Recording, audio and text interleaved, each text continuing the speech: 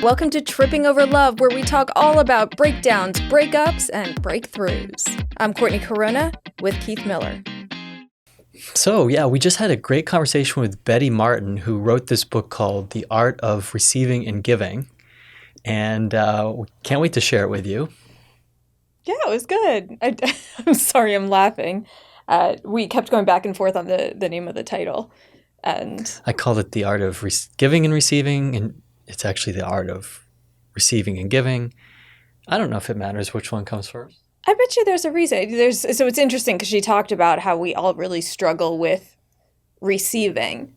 Yeah. Which, if you had asked me prior to the conversation, I would have guessed that would be something that is not as challenging. But it's really interesting, as she sort of describes it, how deep that challenge is for most people. So I would imagine she put it in an order. I'm sure it was thoughtful. Yeah. I mean, and I want to just frame this conversation for people because so many people are looking for help with their sex life or their intimacy, sexual intimacy, physical intimacy, and pleasure.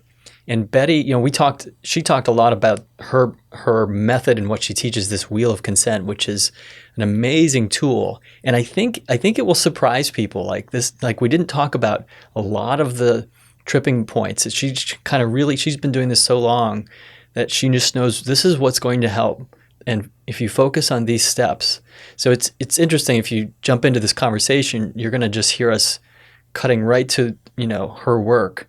And there's a reason for that. I think she has a lot of confidence in what her process is. So she digs into that. I do have a question for you, though, because as you were just saying that, as someone, and she'll talk about her process, and you'll learn about that in the podcast.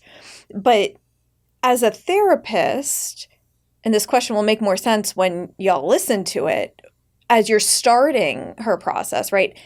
If one person is not feeling, how do I word this? If one person is not ready to sort of start the question and answers, I'm curious how you create a safe space to start having more conversations about problems with your sex life, and because there could be like a lot of tough wounds under there, right? There's a lot. I imagine this is just, and Betty, people who work with Betty can correct or put in the comments what the actual story is. But, I'm sort of like a journeyman couples therapist. Betty is a specialist. And so by the time somebody gets to Betty or starts using her work, they've already done some basic work in couples therapy so that the wheels are moving. There's a little more grease and a little less friction. And this is probably, Betty's not like the first thing you should do if you're struggling with intimacy. There's like a foundational level. Oh, yeah. Like, all the basic things I teach about getting to know yourself, regulating your own nervous system before trying to regulate your partner's. That is a huge issue that we get confused on. And all sorts of things happen when we don't have clarity about where I end and where you begin from a physical and energy perspective.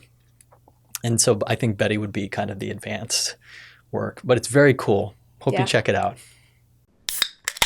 So Betty, I was wondering about consent. You've been talking about consent for a long time before people were talking about it in the legal sense. And thank goodness there is more conversation about that in the last 10 years. But you use it with a lot more nuance. I'm wondering if you can take us into what that means to you.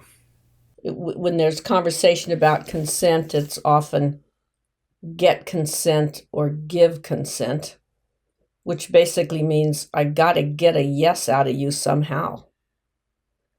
And that, again, it's fine, but as far as it goes, but it doesn't really go very far. If what I'm trying to do is get a yes out of you, then I'm going to do whatever it takes for that to happen. And I'm also going to take the slightest, barely indication from you that you're not a get the hell away. Like, if you say get the hell away from me, I can hear that.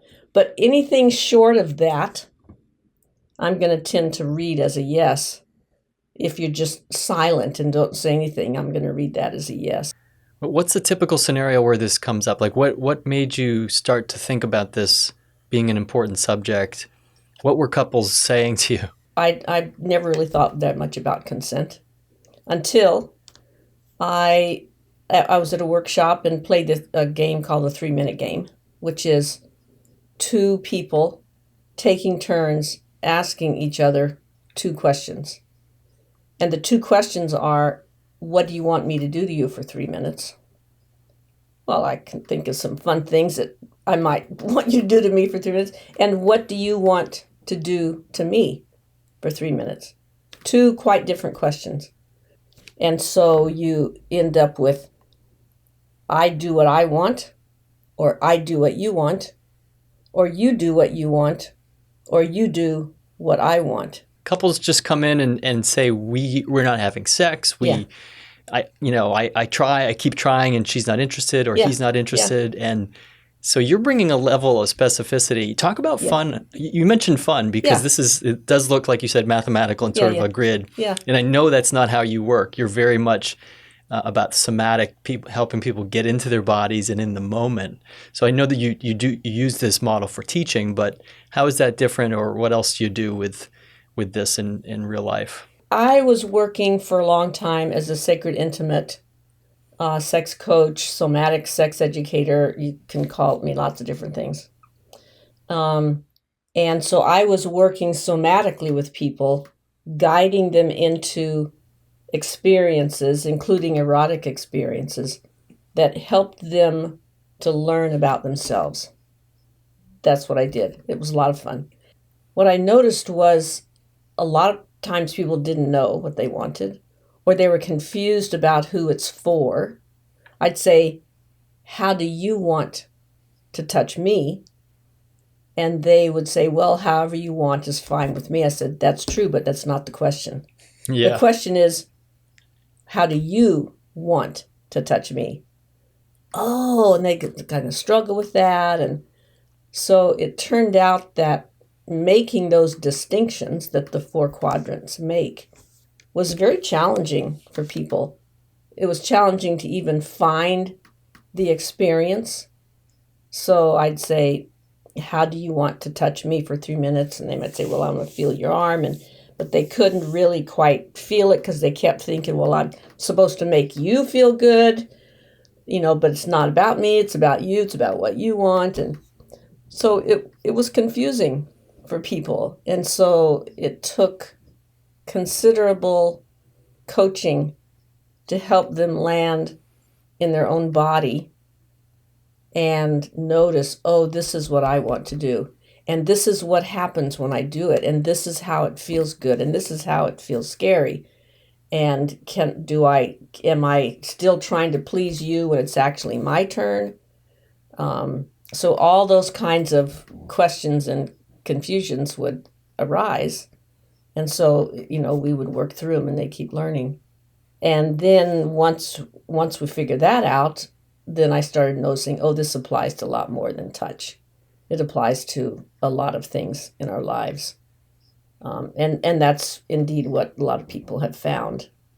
Once they learn it, they say, oh, I have a hard time asking for what I want. Oh, I have a hard time asking for what I want at home too. Oh, or at work, or, people will notice how it applies in other areas of their lives. Power dynamics, right? Yeah.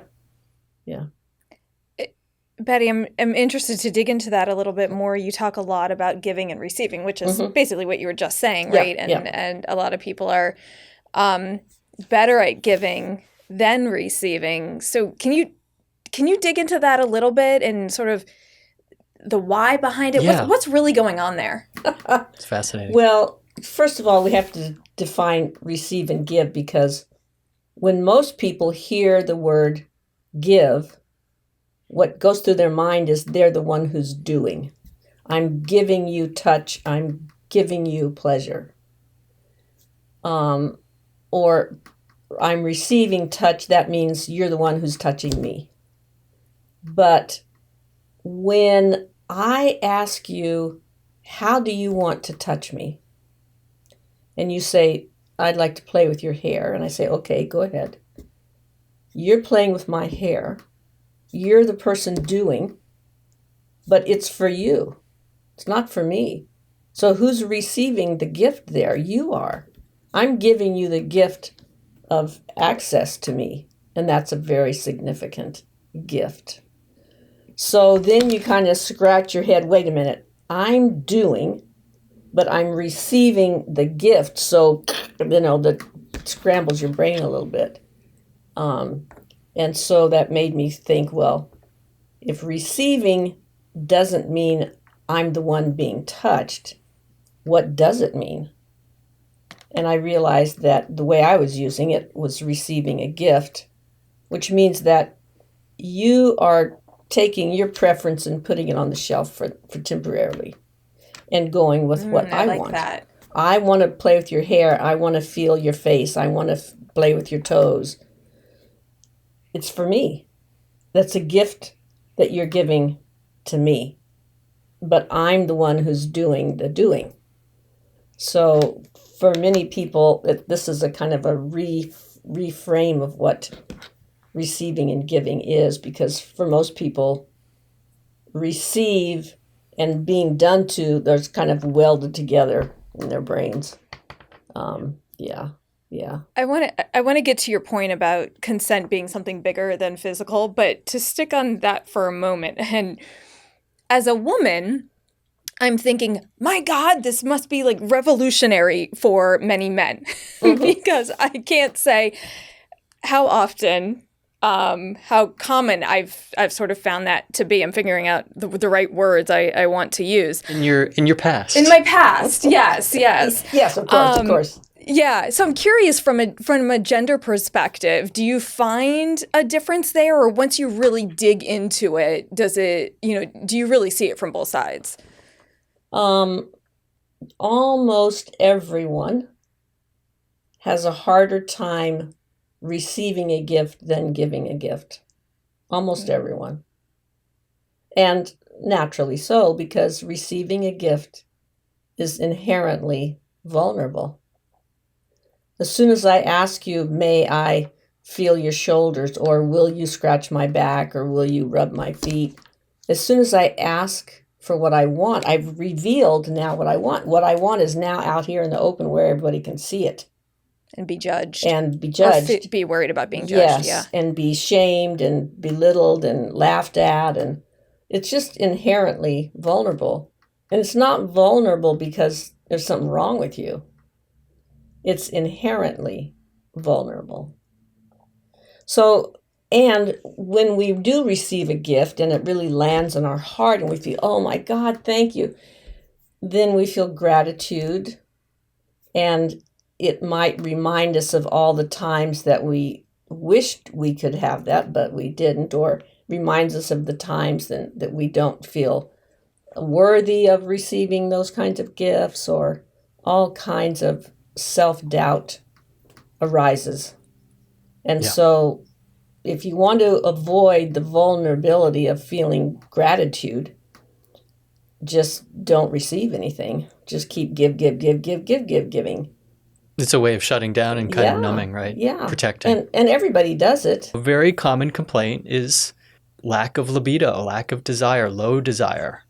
How do you respond to that? What's in your bag of tricks? Well, what's very common, especially among women, you see it sometimes among men, but it's endemic for women, is that women, we're used to being touched, but it's often not really what we want. It's not really great.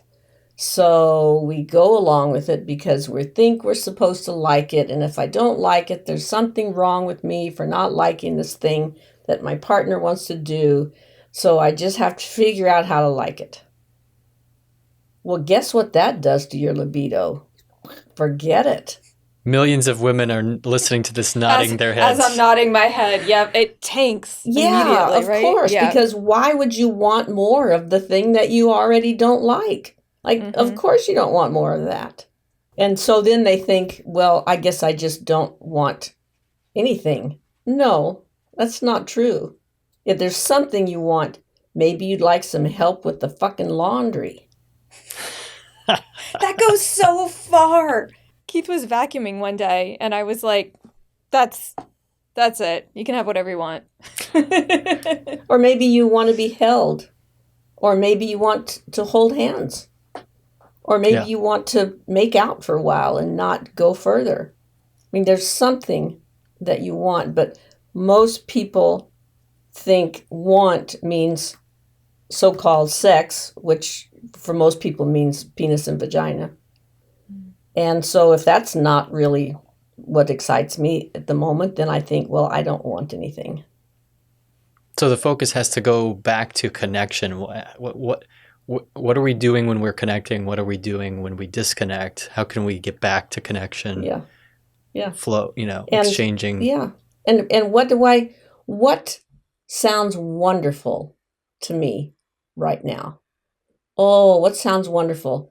You know what sounds really wonderful is stretching out on the couch and you rubbing my feet while we watch a movie or something. I'm gonna go with that as soon as we're done recording. In fact, yeah, that sounds pretty good. Sound pretty good. I didn't know that was an option. I thought the only option for touch was something that was sexual or going to become sexual. Like, it never occurred to me. It never occurred to me, and I think it most is true for many people. What are some stories? Give us some stories, Betty, of your own, if you're willing to share about your own experience. We gladly admit in public that we don't have all the answers, and I've been a marriage therapist for 20 years, and I am very humbled by that. It's true. Like, we just know a little bit, and it's helpful, but when it comes to our own blind spots, the things that trip us up are really sometimes painful. Sometimes we learn them after the fact. What have you gone through, or any lessons that you have kids? What do you tell your kids about, charting the course? Yeah. I had a partner. We were fairly new to each other. And we got up one morning and he said, hey, how about a trip to Victoria? And we lived in Seattle, and Victoria, Canada was this nice ferry ride. It's kind of a little touristy thing. He said, how about a trip to Victoria? Now, was he saying that he wanted to go? Or was he asking if I wanted to go? Who knows? I couldn't tell. I assumed that he wanted to go. And it didn't mean much to me, but, I was trying to be nice to him without saying no. So I said, oh, they have that hotel there with the British high tea. Was that a yes? Was that a no? Who the hell knows? Like, what? This is going I don't know. South.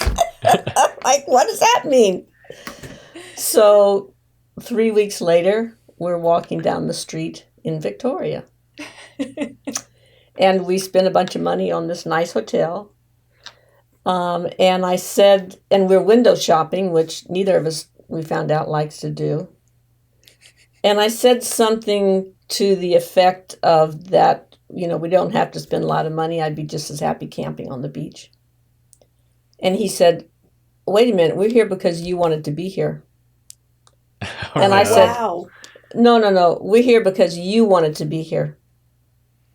And we found out that neither of us really gave a flip about Victoria. Wow. That is hilarious. But, it was hard. We laugh at it now, but it was hard at the time because it was just like, holy shit, here's this thing that we have done. Like, how are we not communicating any better than that? I mean, Betty, people have these kind of conversations just like you described about having their first child or their third child. Yeah. 10 years later, I thought you said you wanted this. Yeah, totally. Oh gosh. It's not funny, right? It's really hard. Yeah. It's really painful for people to come to that realization. Yeah. A friend of mine who also teaches this work tells about a couple that she had in a class that almost bought a house that way. And one of them said, this kitchen's getting kind of small or something like that. And the other one said, well, you want to look for a new house? So they started looking, and they spent months looking, and they were just about to sign the paper when one of them said, are you sure you want this? said, well, I don't want this is for you. No, this is for you. And so they almost bought a house that way. Yeah. Realizing that must be a trip. I think we're kind of laughing because we go through this a little bit because I'm learning. I'm so guilty of just being like, okay, whatever, you said something, you want to do it, let's, whatever. I'm going to start saying things like, my car is just not driving like a Porsche. All right. There you go. And then I'm going to hope that somebody's... That one day I show up with a Porsche in the driveway. Yeah. Let me know how that works. Passive communication failures. Yeah. Oh, my gosh. Great to have you here, Betty. Your book is called The Art of Receiving and Giving. Yes. Where can people find you? They can find me at wheelofconsent.org or bettymartin.org. You can see the book there and how to get it. And there's a bunch of free video that takes you through the whole process. You don't need to buy the book to get the process. You can go watch. There's 8 hours of free video. It's really It's really a gift. I want to thank you for that. It's something that I say to people, go to Betty's website at least twice a month. Yeah. So I hope people are hearing that and checking it out. It's really wonderful. Yeah. Thank you so much, Betty. You are so welcome. Enjoy your new podcast adventure. Thanks for listening to Tripping Over Love. Subscribe now to make sure you get the latest episode and drop us a comment or a question. See you next time.